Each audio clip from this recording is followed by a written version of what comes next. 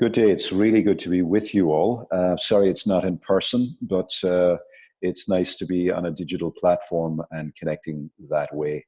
I am currently in Dublin, Ireland, and April has very kindly invited me to join the conversation and to share some thoughts around asset mapping. My name is Cormac Russell, and I am, along with April, a fellow member of the ABCD Institute at DePaul University in Chicago. And as I'm sure you will all know, we have a reach now across the world. So I take some responsibility for being the director of European process. And as I say, I'm here in Dublin, Ireland today. I head for Chicago tomorrow morning. I've had the pleasure of reviewing many of the inspiring, really, missions that each of you have decided to take responsibility for in terms of being in right relationship with the communities you serve. So to an extent, because my time is quite limited, I have about a little over 5 minutes to speak with you. I'm going to very quickly move into the core content. I want to speak about asset mapping and how we can use it in a way to ensure that we achieve authentic relationships and empowering relationships with citizens and with core partners who are practitioners in serving citizens to work together and to create the kinds of outcomes that you are hoping for in the various projects that you've been funded to initiate. So asset mapping, one of the first things I want to say about asset mapping is that I think as a method, as a tool, like any tool, it must be understood in the context of what it can't do as well as what it can do, its limits. Just in the same way that you wouldn't use a tin opener to chop down a tree or an axe to open a tin of beans, we have to be very thoughtful about what it is that the tool of asset mapping is really for. So we can say, and indeed what it's not for. So we can say that it's not for making lists.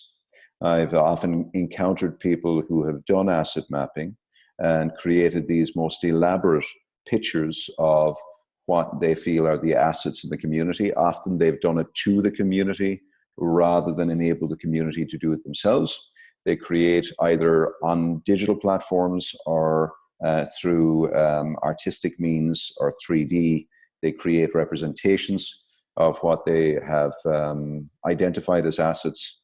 And then they say to me, but nothing has changed.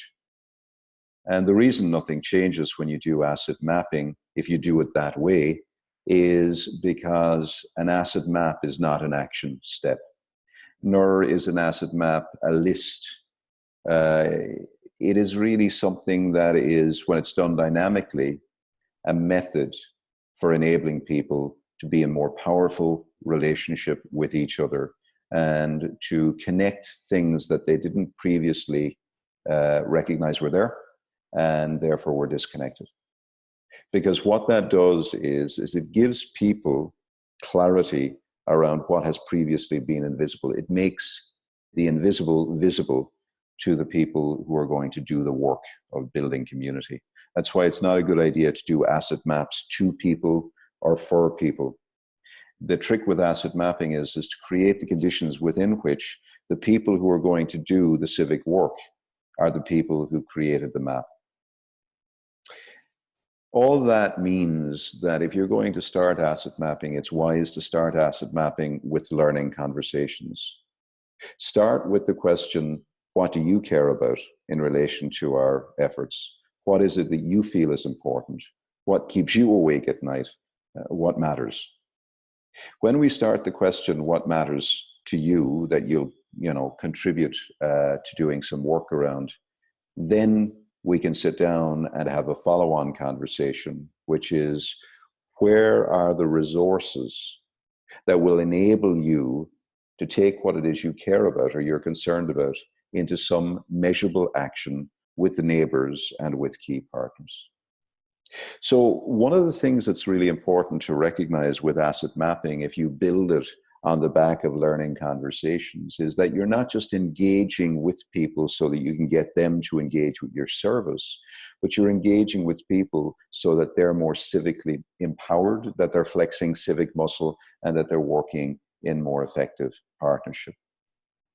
You know, not all assets are created equal. Some assets are very definitely unequal. Now, I often think of assets at three levels.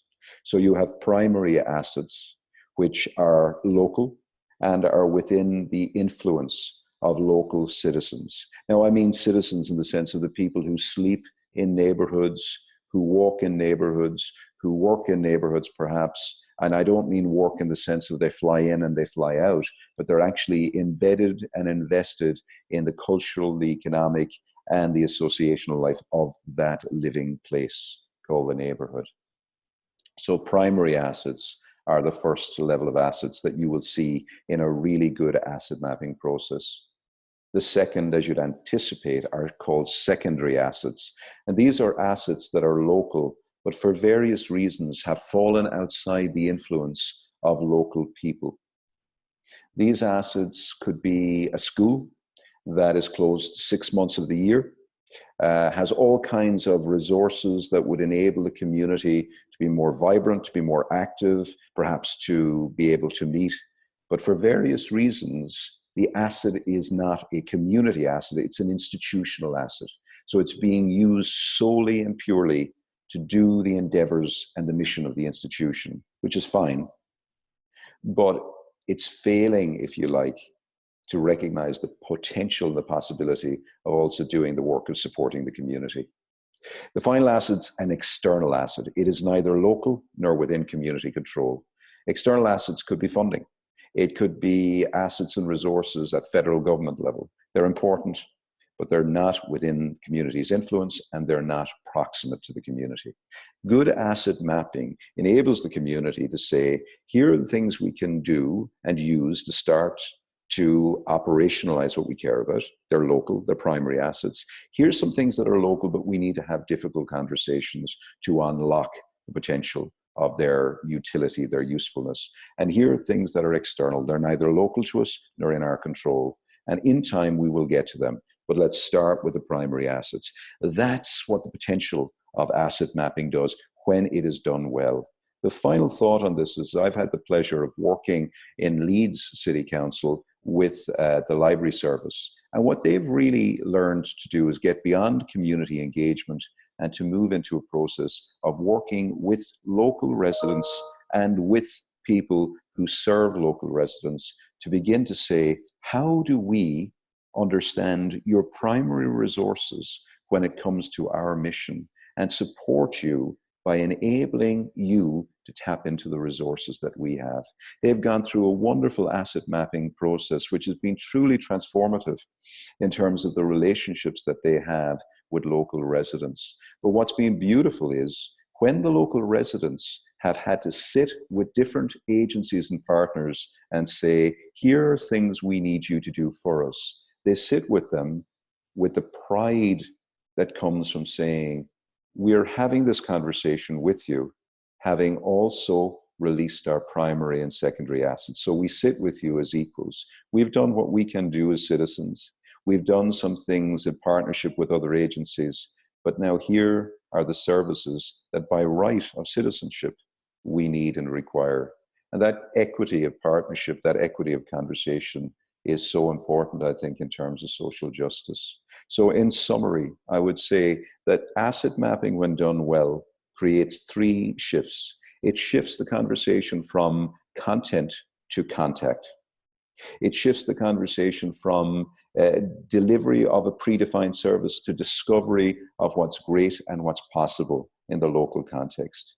And finally, it shifts us from a focus on what's wrong to a focus on what's strong and how we can use what's strong collectively to address our challenges and to create a more equitable and just society.